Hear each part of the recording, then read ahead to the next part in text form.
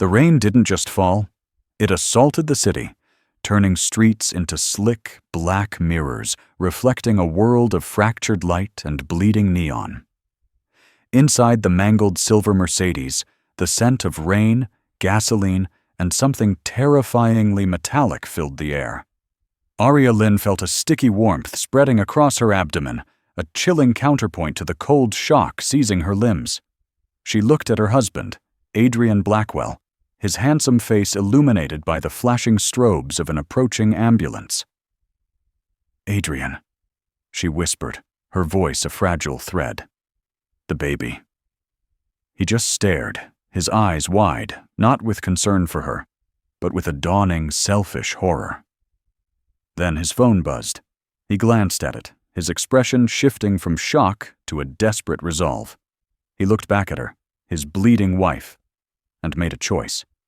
He leaned in, his voice a cold, sharp whisper that cut deeper than any shard of glass. "I have to go." And he left her there, in the wreckage, for his mistress. Before we begin, tell us where you're watching from. It's always amazing to see this community come together. If you enjoy powerful stories, subscribe and hit the bell. Now, let's dive in. The hospital corridor was a sterile, white blur, smelling of antiseptic and quiet despair. Aria drifted in and out of consciousness, each waking moment a fresh wave of agony, both physical and emotional. The initial impact, the screech of tires, the horrifying crunch of metal followed by an explosion of glass. It all played on a loop in her mind, a soundtrack to her own personal apocalypse.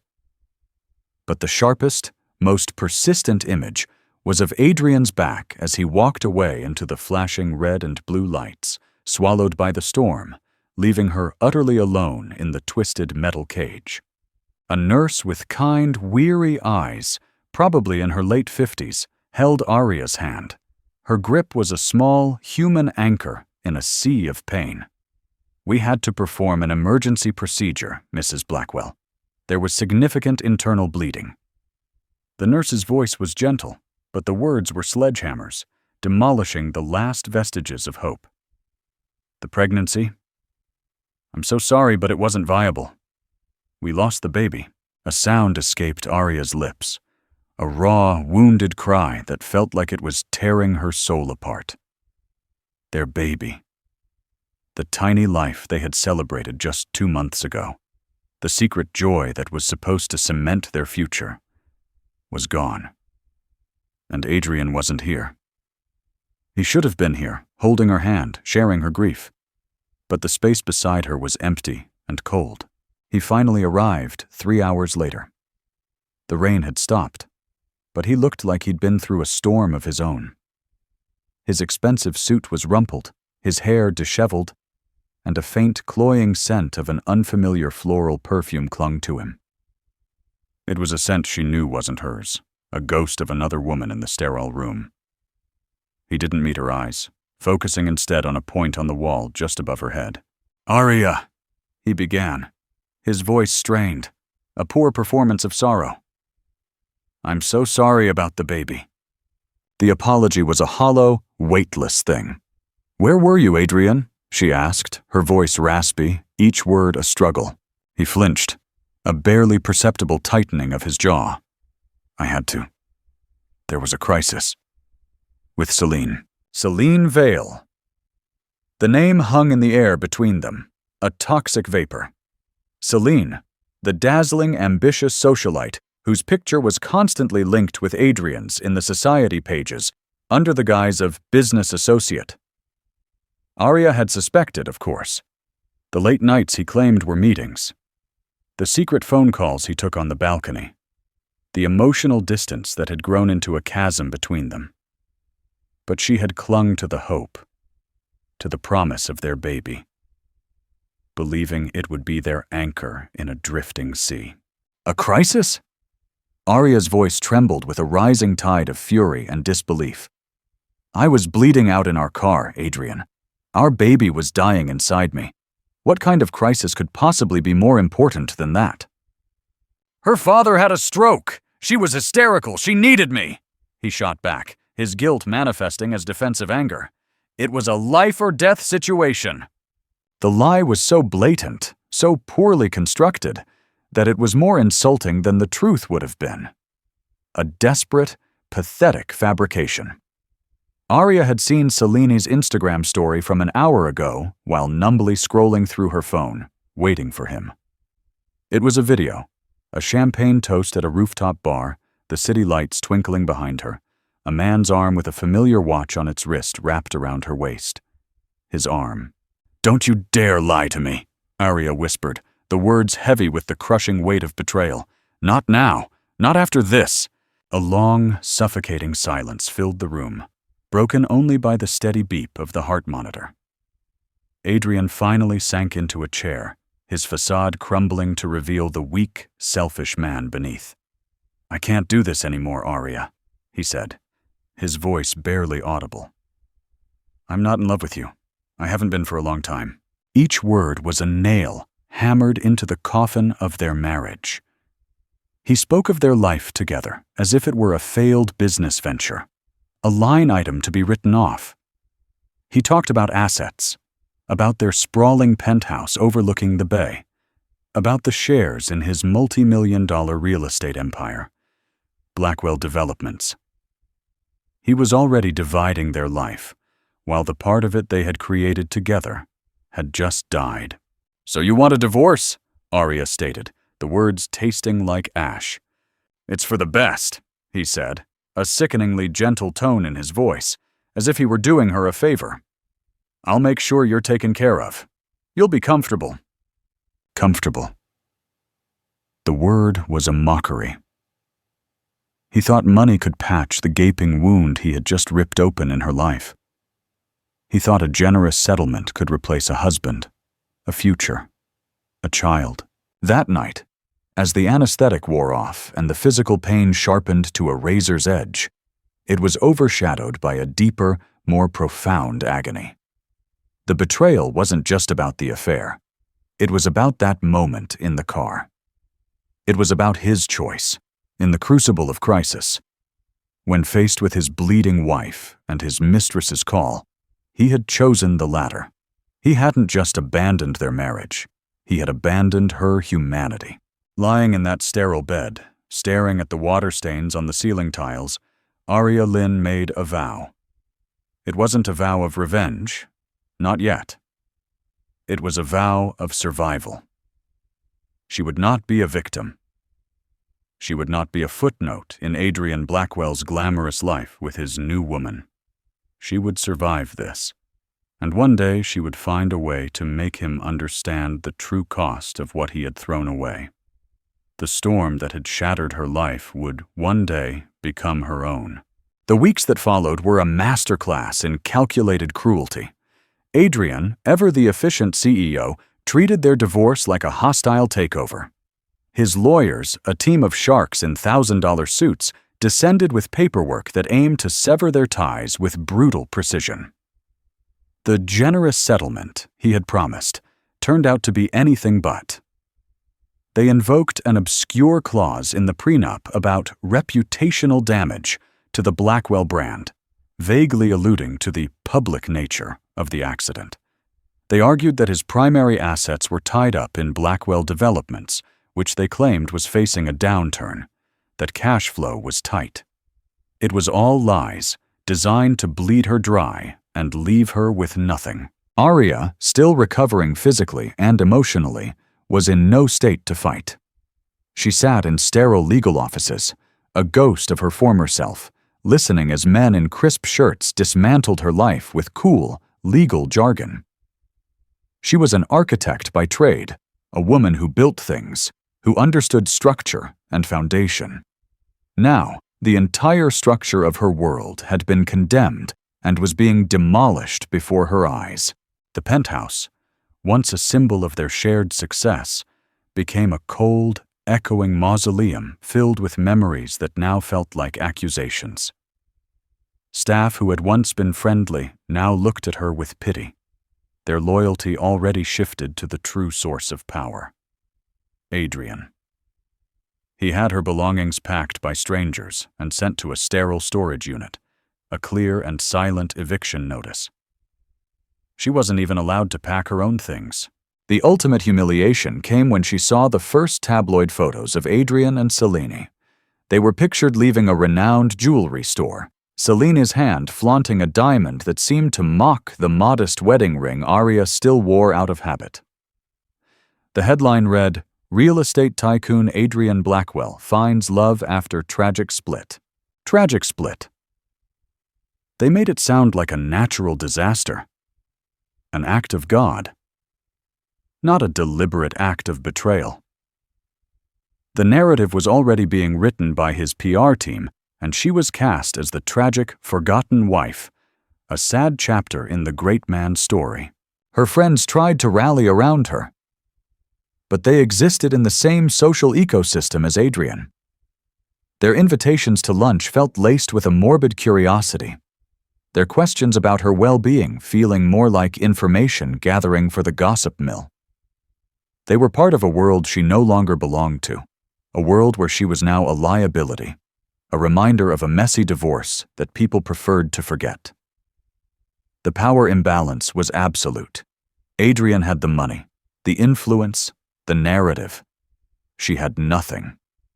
One rain-swept afternoon, Adrien found herself standing outside the gleaming headquarters of Blackwell Developments, a skyscraper that pierced the clouds, a building she had helped design the initial concepts for. It was their first major project together, the one that had launched them into the stratosphere. Now it felt like a monument to her own foolishness, a giant glass and steel tombstone for her marriage. She saw him exit the building, laughing with a group of investors, the picture of success. Seline was clinging to his arm, looking every bit the triumphant partner, her smile bright and predatory. They didn't see her. She was invisible, a ghost on the sidewalk, watching the life that should have been hers. As they slid into the back of a chauffeured Maybach, the same model as the one she had crashed in, a wave of nausea and fury washed over her so intensely she had to grip a lamppost to keep from falling. That was the breaking point. She couldn't stay in this city, a place where every corner held a memory, where every headline was a fresh wound. She was drowning in the ashes of her old life. She retreated to her small, temporary apartment, the air thick with the smell of cardboard boxes and defeat. She opened her laptop and typed a name into an email. Mr. Victor Zhang. Mr. Zhang was a distant family friend, a legendary figure her late father used to speak of with reverence, a self-made billionaire in Singapore, head of the formidable investment firm Orion Capital. He was known for his sharp mind and his even sharper ethics. Years ago, at a family gathering, he had been impressed by Adrien's architectural thesis and had told her, "If you ever need a fresh perspective, a different sky to look at, my door is always open." It was a long shot, a desperate plea to a man she barely knew. With trembling fingers, she wrote the email. She didn't beg or plead. She laid out her situation with stark professional honesty. She attached her resume, highlighted her background in architecture and urban planning, and detailed her intimate, first-hand knowledge of real estate development from her time with Adrien. She framed her request not as a cry for help, but as an opportunity for him to acquire a uniquely motivated asset. She wasn't asking for a handout, she was asking for a chance.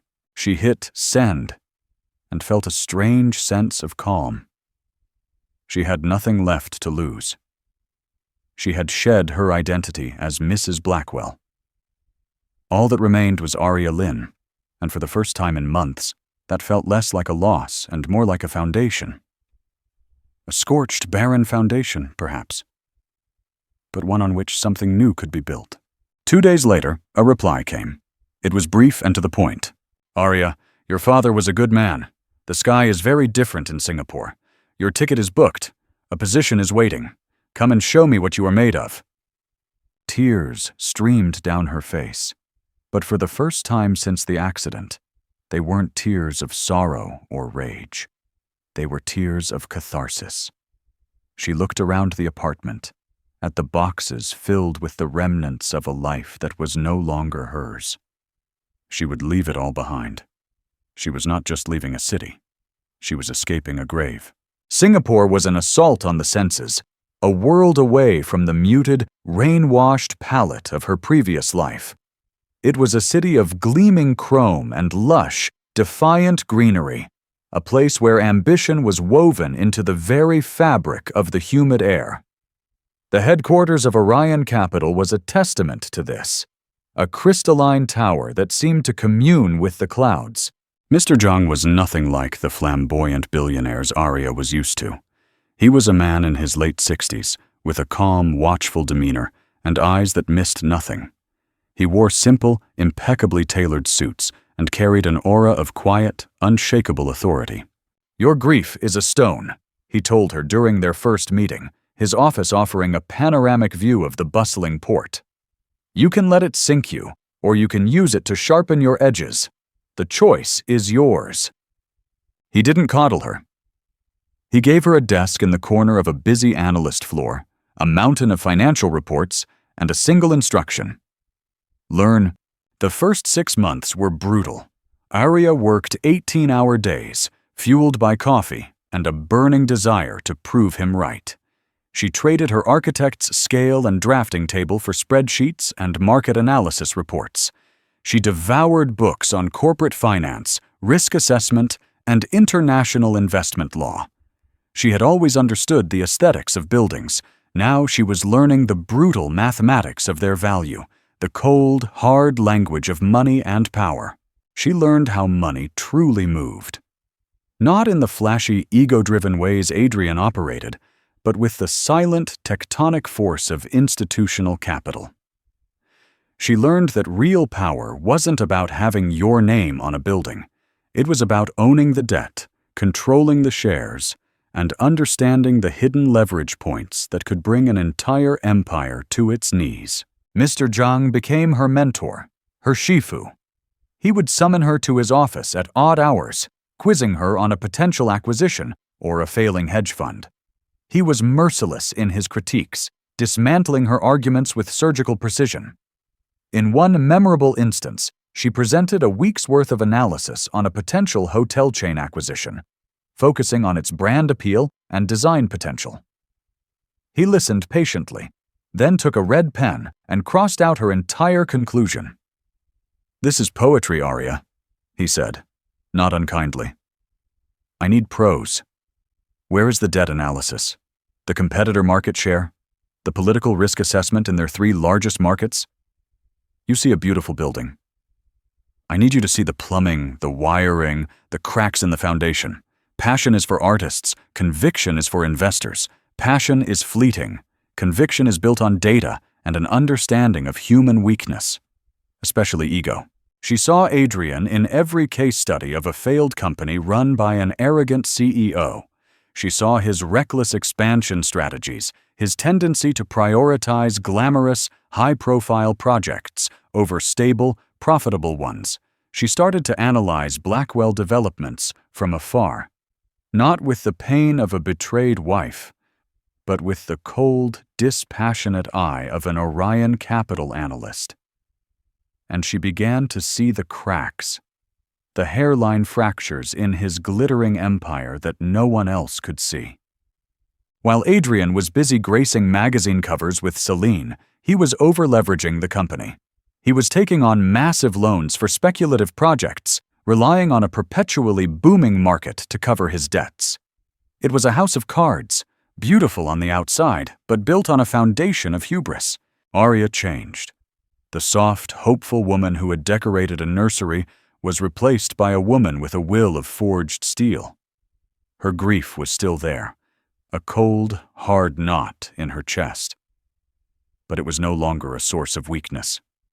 It was her fuel. The stone Mr. Zhang had spoken of had indeed sharpened her edges. She cut her long hair into a sharp, professional bob. Her wardrobe shifted from the soft pastels Adrien had preferred to a commanding palette of black, charcoal, and navy. Her voice, once gentle, now carried a quiet authority that made people listen. Her posture, her gaze, the very way she occupied space, all spoke of a newfound and hard-won confidence. she rose through the ranks at Adrien. From analyst to senior associate, then to vice president of real estate acquisitions, she spearheaded major deals in London, Tokyo, and Dubai, earning a reputation as a shrewd and relentless negotiator. The name Adrien Lin started to carry weight in the boardrooms of global finance. 3 years passed. 3 years of relentless work, of rebuilding herself from the ground up. She was no longer just an architect. She was a power player. She had her own wealth, her own reputation, her own power. One morning, Mr. Zhang summoned her to his office. On the large screen behind his desk was the logo of Blackwell Developments. A series of red flags and grim financial charts were displayed next to it. "They are bleeding," Mr. Zhang said simply. "A major project in Miami has collapsed. Their creditors are getting nervous. They are vulnerable." Aria's heart hammered against her ribs, a steady, powerful rhythm. This was the moment. The thought wasn't one of giddy revenge, but of a cold, inevitable convergence of fate. Adrien Blackwell is trying to secure a massive capital injection, Mr. Zhang continued, turning to look at her. "He's shopping for a lifeline, but his reputation is tarnished. The big banks won't touch him. However, we have an opportunity. Not just to offer a lifeline, but to take a controlling interest. A $200 million investment for a 51% stake." He let the numbers hang in the air. It was a bold, aggressive move. A hostile takeover disguised as a rescue. "The board has approved the exploratory phase," Mr. Zhang said, his eyes locking with hers. "But a deal this sensitive requires a leader who understands the target company inside and out. Someone who knows its strengths, its weaknesses, and its CEO." He didn't need to say another word. The unspoken question filled the space between them. Aria stood up, her posture straight, her gaze unwavering. The reflection in the window showed a woman she barely recognized from 3 years ago. The storm had passed, and in its wake, it had left someone stronger. "I'll pack my bags," she said, her voice calm and clear. "I will lead the acquisition." Returning to the city was like stepping into a half-forgotten dream. The skyline was the same, but she saw it through different eyes. The buildings were no longer just structures of glass and steel. They were assets, liabilities, opportunities, and risks. The air, still carrying that familiar scent of rain and ambition, no longer intimidated her. She breathed it in as an equal. Aria didn't arrive with fanfare. The Adrien Capital Acquisition Team, led by her, moved with quiet, surgical efficiency. They set up a temporary headquarters in a rival skyscraper, a sleek, modern tower that looked directly across at the headquarters of Blackwell Developments. The symbolism was not lost on her. She was now looking down on his kingdom from a position of power. For 2 weeks, she remained a ghost, the unseen force behind the initial overtures. The communication was handled through lawyers and junior executives. The name Adrien Capital was enough to get Adrien's attention. The Singaporean firm was a leviathan, a legendary name in global finance. For them to show interest was the lifeline he was desperately praying for. He had no idea who was pulling the strings. Adrien, as predicted, was desperate. His swagger in the initial video conferences was a thin veneer over a palpable fear. Aria watched the recordings, studying his every tick, his forced smiles, the way his eyes darted nervously when discussing debt covenants. He was exactly as she remembered, charming on the surface, weak at the core. The day of the final presentation was set. It would be the first in-person meeting between the key decision-makers. Adrien would be there with his board, and Aria would reveal herself. She chose her outfit with the care of a general preparing for battle. A bespoke black pantsuit, sharp and severe, a single piece of jewelry, a minimalist gold pendant, a gift from Mr. Zhang, symbolizing clarity and focus. Her hair was immaculate, her makeup understated but flawless. She was not dressing to impress him or to make him desire her. She was dressing to intimidate him. As she rode the elevator up to the top floor of the Blackwell Developments building, her heart was a steady drum. Leela Rao, her sharp young protege, glanced at her. "You seem calm, Ms. Lin." "Calm as a strategy, Lila," Arya replied, her eyes fixed on the ascending floor numbers. "Never let them see you sweat." The elevator doors opened onto the executive floor. The plush carpets, the expensive art. It was all so familiar. She remembered helping Adrien pick out the very painting that hung in the reception area, a bold, abstract piece she had loved. He had called it an investment. The receptionist, a new face, greeted them with a professional smile. "Orion Capital, Mr. Blackwell is expecting you in the main boardroom." Arya walked down the hallway, her heels clicking with quiet authority on the polished marble. She could hear the low murmur of voices from behind the heavy oak doors of the boardroom.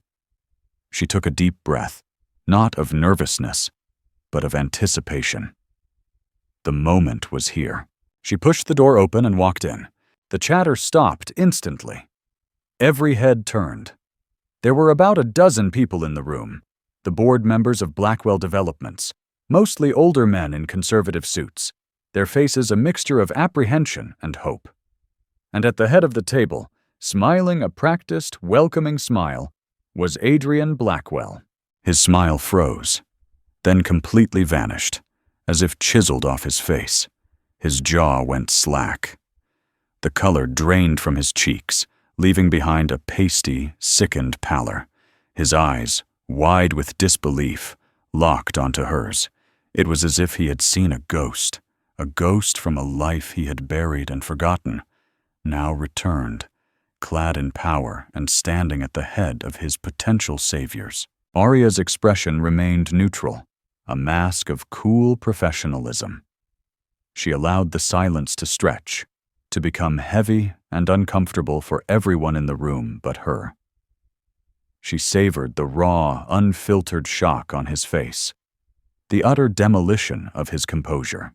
One of the older board members, a man named Richard Davenport, finally broke the silence, clearing his throat. "Adrien, do you know this young lady?" Arya answered before Adrien could find his voice. She walked calmly to the empty chair at the opposite end of the table, directly facing him, and placed her leather-bound portfolio down with a soft, definitive thud. "Mr. Blackwell and I have a passing acquaintance from some years ago," she said, her voice cool and even, carrying easily across the silent room. She looked directly at Adrien, whose mouth was still slightly agape. "It's a pleasure to be back in the city." She then turned her attention to the rest of the board, her voice shifting to one of crisp authority. "Good morning, ladies and gentlemen. I am Arya Lin, Senior Vice President of Global Acquisitions for Orion Capital. I am leading this potential partnership. I trust you've all received our preliminary proposal. Shall we begin?" Adrien stared at her, his mind clearly reeling, unable to process the reality of the situation. The woman he had left for dead, emotionally and financially, the woman he had dismissed as a tragic footnote, was now sitting across from him, holding the fate of his entire company in her hands. The power imbalance hadn't just shifted. It had been inverted with the force of an earthquake. He was no longer the millionaire. She was no longer his wife. He was the supplicant. And she was his boss. The boardroom became a theater of psychological warfare. Arya was masterful. She never once alluded to their shared past. Her presentation was a brilliant, dispassionate dissection of Blackwell Developments. She spoke of market vulnerabilities, debt-to-equity ratios, and logistical inefficiencies with a fluency that left the board members and a stunned Adrien struggling to keep up. She knew the company's secrets because she had lived them. She pointed to the vanity projects, the flashy, high-profile developments that won awards but had razor-thin profit margins. She knew they were Adrien's ego plays. "The Miami Apex project," she said, clicking to a slide showing a sleek but now defunct architectural rendering. Aesthetically ambitious, but a logistical and financial nightmare from its inception. The zoning challenges were apparent from day one. The capital outlay was unjustifiable without a 110% pre-lease commitment, which was never secured. This wasn't a calculated risk. It was a gamble. Adrien, who had prided himself on that project, flinched as if struck. He tried to interject, to defend his vision. It was visionary. The market shifted unexpectedly. The market didn't shift, Mr. Blackwell. Aria cut in, her tone sharp but devoid of emotion. The data was there. It was ignored. She looked around the table at the other board members. Orion Capital is not in the business of funding gambles. We build empires on foundations of granite, not sand. For the next 2 hours, she held them captive. She was no longer the woman who had cried in a hospital bed. She was a force of nature, a whirlwind of facts, figures, and undeniable logic. She controlled the room completely. Adrien, for the first time in his professional life, was rendered impotent. He was a king being unceremoniously deposed in his own throne room. His attempts to regain control were clumsy and easily deflected by Aria's superior command of the material. After the presentation, the board members, who had initially been loyal to Adrien, were now looking at him with expressions of doubt and at Aria with newfound respect. Richard Davenport, the senior board member, approached her as they packed up. "An impressive, if brutal, assessment, Ms. Lin," he said, his voice a low grumble. "You've certainly given us much to consider." "The truth is often brutal, Mr. Davenport," she replied smoothly. "But it's the only thing worth investing in." As Aria and her team were leaving, Adrien cornered her in the hallway. The shock had now curdled into a simmering rage. "What is this, Aria?" he hissed, his voice low and venomous. "Some kind of twisted revenge plot?" Aria turned to face him, her expression unreadable. She stood close enough to see the frantic pulse in his neck. "This is business, Adrien, a $200 million business deal. I assure you, my personal feelings don't factor into transactions of this magnitude." "Don't lie to me! You came back here to destroy me!" She gave a small, humorless smile. "You give yourself too much credit. You're a line item in a very large portfolio, a distressed asset. My job is to determine if you're worth saving, or if it would be more profitable to strip the company for parts." The cold, corporate language was a deliberate cruelty. It was the same dehumanizing language he had used when discussing their divorce settlement. He recoiled, his face a mask of fury and wounded pride. "I won't let you do this," he snarled. "You're not in a position to let me do anything," Aria said, her voice dropping to a near whisper. "Orion Capital is your only path to solvency. The board knows it, the banks know it, and you know it. So I suggest you get used to the new reality. I'll be in your office at 9 a.m. tomorrow to begin the full due diligence. Have all the relevant files ready. Don't make me ask twice." She turned and walked away, leaving him standing there, trembling with a combination of rage and fear. The power dynamic was starkly, painfully clear. The following days were an exercise in meticulous domination. Aria set up a command center in a conference room at Blackwell Developments, her team of analysts swarming through the company's records like piranhas.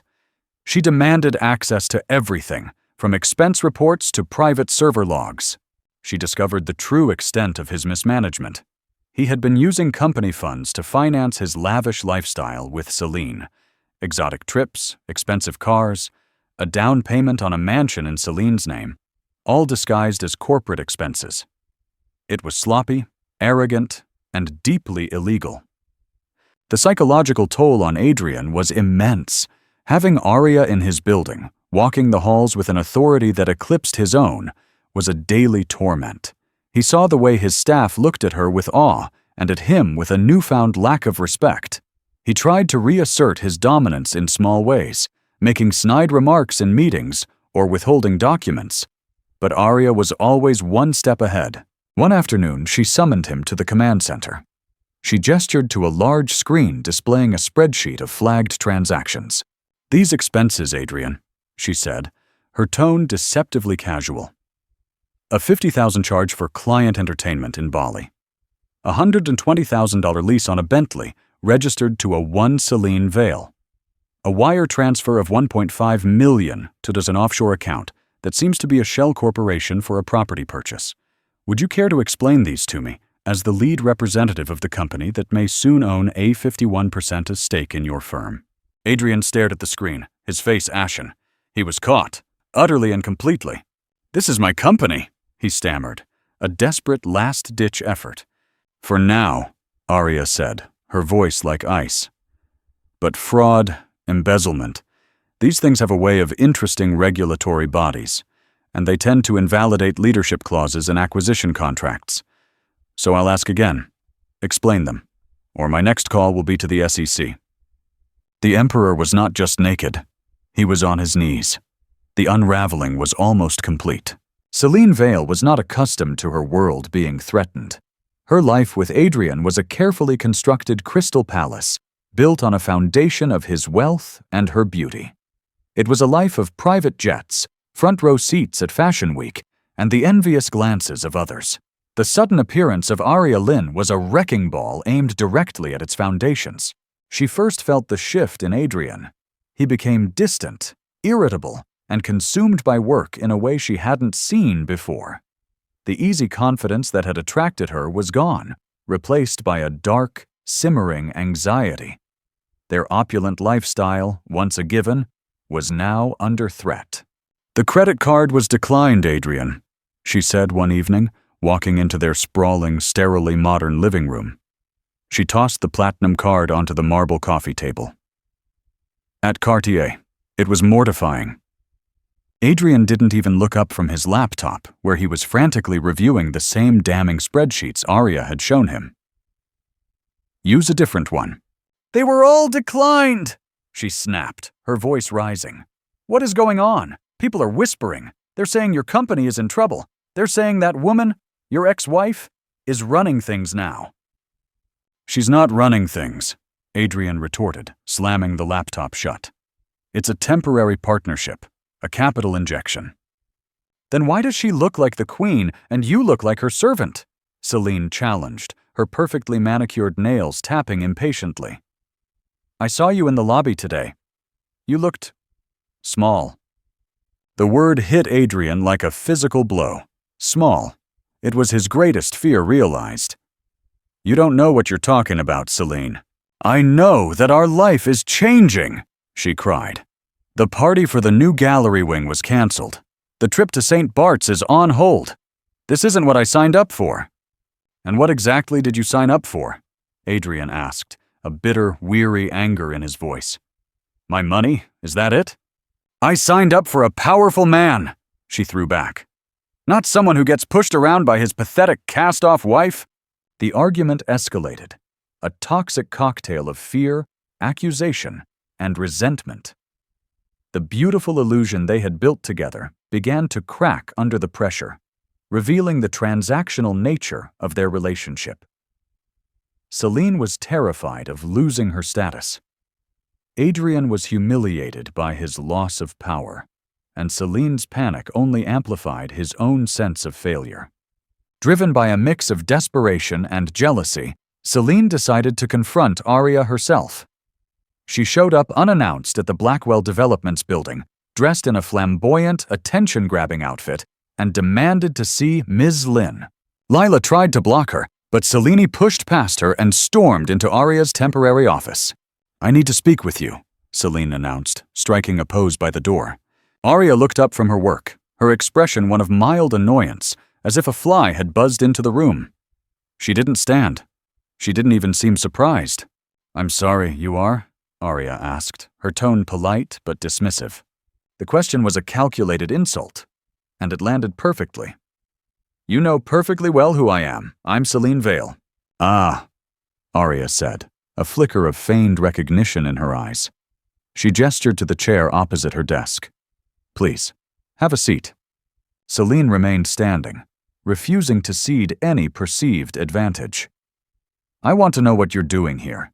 If you think you can come back and ruin Adrien's life—" "Mr. Blackwell's life is of no concern to me," Adrien interrupted calmly. "My concern is the 1.5 million of all my investor's potential future assets that he wired to an account for your mansion, the $300,000 in personal expenses charged to the corporate account over the last year, and the general instability his personal choices have inflicted on this company's bottom line.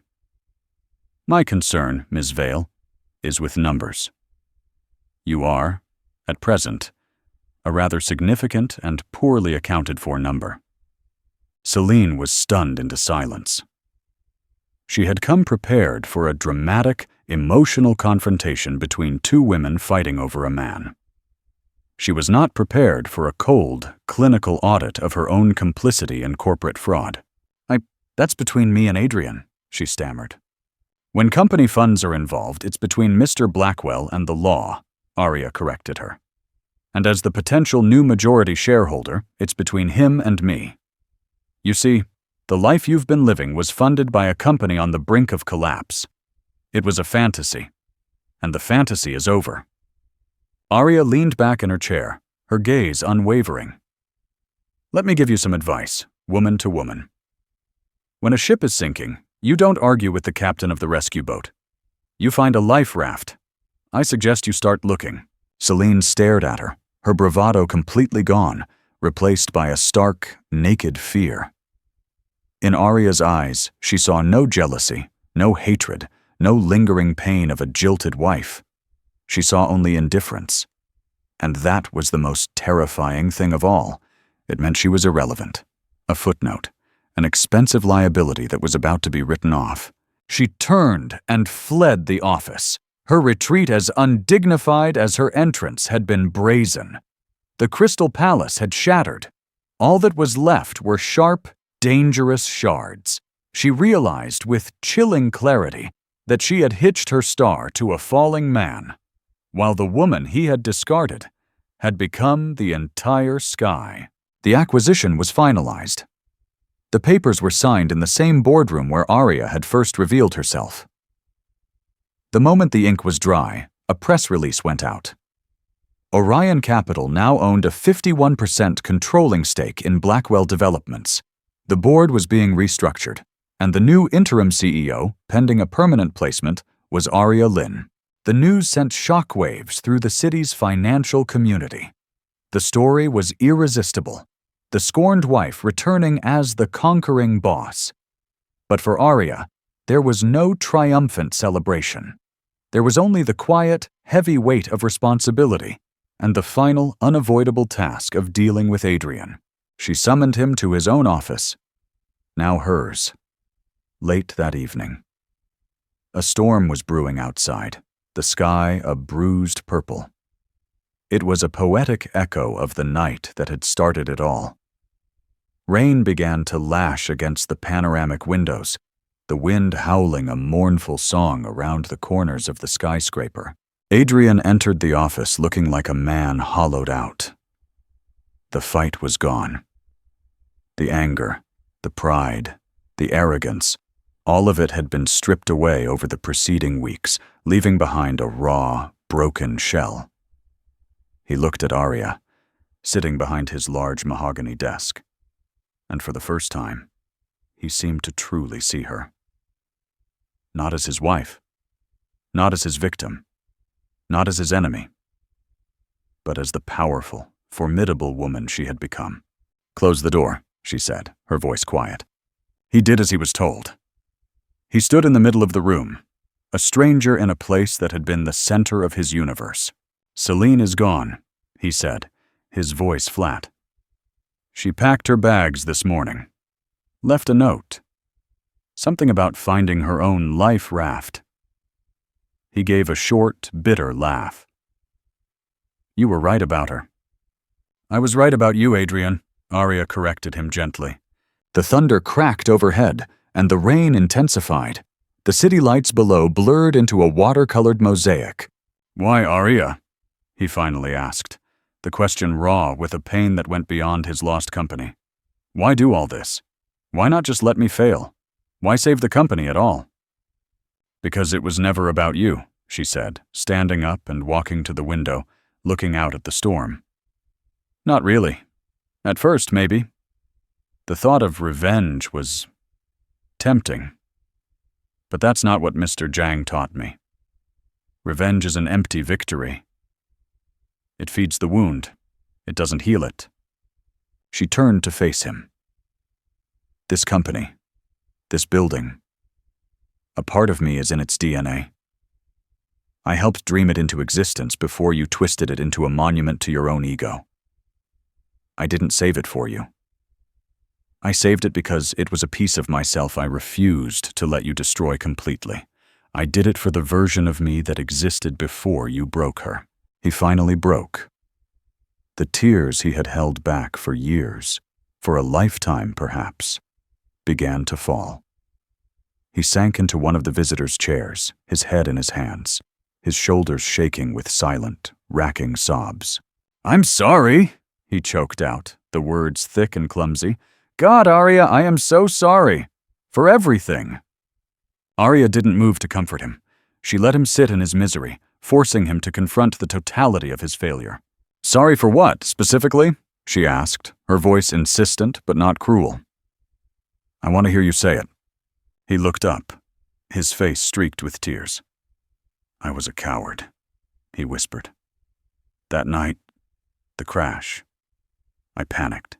I saw you and I saw the blood, and all I could think about was myself, my career, my image. Seline called, and it was an escape, a way to run from the horror of what was happening. It was easier to run to her than to sit in a hospital and face the consequences of my life." He took a ragged breath, the confession pouring out of him now. "I left you. I left you bleeding. And I left our baby to die alone because I was a weak, selfish coward who cared more about his perfect life than his own wife. I told myself it was love for her.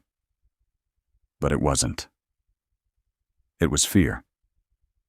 Fear of being trapped.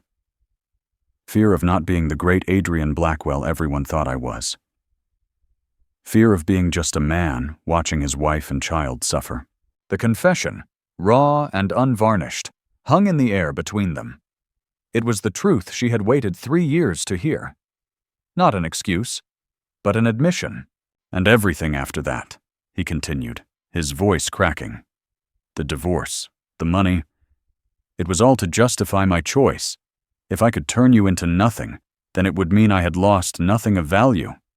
But I lost everything. I see that now. I lost you." Arya listened, her own eyes now glistening with unshed tears.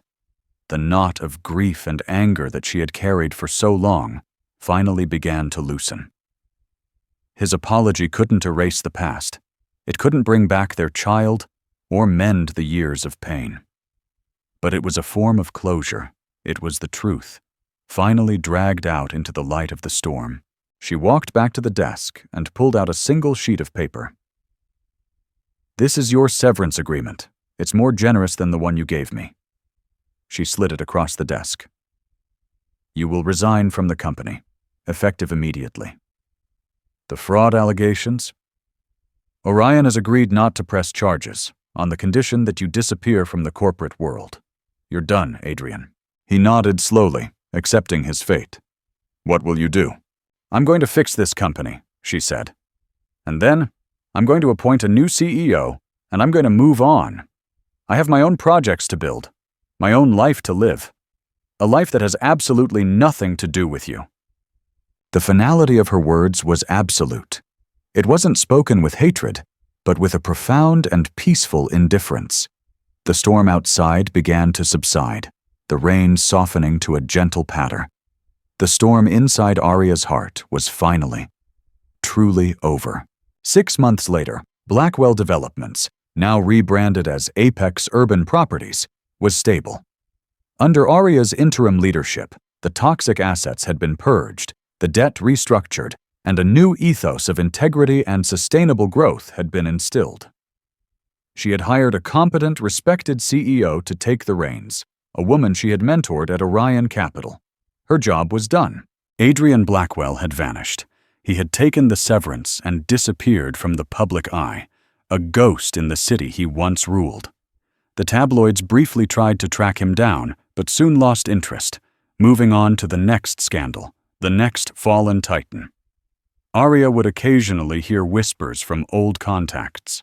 Some said he was living in a small coastal town, working for a local construction firm. Others said he'd moved abroad to live a simpler life. She never sought to confirm the rumors. His story was no longer intertwined with hers. Adrien's final act as CEO was to approve a new community project, like the construction of a public library and youth center in a low-income neighborhood. It was a project with minimal profit, one that Adrien would have scoffed at as a waste of resources. For Adrien, it was an investment in people, not just property. It was her signature on the company's new soul, a testament to her belief that true value lies in building communities, not just skyscrapers. On her last day, she stood on the balcony of the executive office, the same one where Adrien had confessed his failings. The city sprawled before her, gleaming under a clear afternoon sky. It was no longer a graveyard of painful memories. It was just a city, full of possibilities. Lila Rao, now a rising star at Apex, joined her. "The board is sad to see you go, Ms. Lin," Lila said. "They offered you the permanent CEO position, you know, with a historic compensation package." Adrien smiled, a genuine, relaxed smile that reached her eyes. "My work here is done. I was never meant to be a CEO. I'm an architect." She was returning to Singapore, not to her old role at Orion Capital, but to start her own boutique firm. A firm that would specialize in designing beautiful, sustainable, and socially conscious spaces. It was a return to her first love, but on her own terms, backed by her own capital and hard-won wisdom. She wasn't just building structures anymore. She was building a legacy. Her phone buzzed. It was a message from Mr. Zhang. "The sky is waiting for its new architect. Well done, Adrien." She looked out at the horizon, at the endless expanse of blue. The ghost of Adrien Blackwell, the memory of the blood and the rain, the pain of betrayal. It was all still part of her story, but it no longer defined her. They were echoes of a distant storm. She had survived. She had conquered. And now, she was free. She hadn't just taken back her power. She had built a new kind, one that was quieter, stronger, and entirely her own. She turned away from the city of her past and walked toward the future she was designing for herself. Adrien Lin's journey wasn't just about revenge. It was a testament to the incredible resilience of the human spirit. She transformed her deepest pain into her greatest strength, proving that true power isn't about crushing your enemies, but about rising above them to build a better version of yourself.